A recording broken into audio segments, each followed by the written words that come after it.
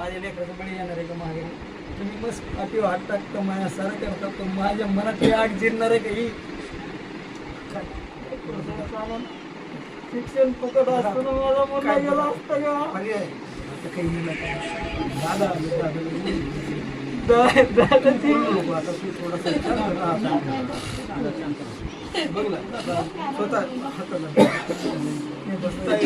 मी तरी तुझ्यापर्यंत इथपर्यंत आले एवढं म्हणजे शांत परिस्थिती बघत आज नाही बघत मी कोऑपरेटिव्ह बघत आपल्या इथं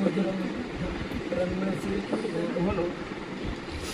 की आजला जायला पुन्हा नाही मिळणार तू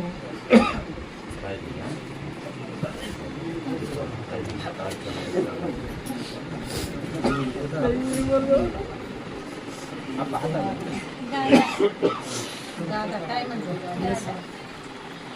तुमच्या तब्येतीची काळजी घ्या.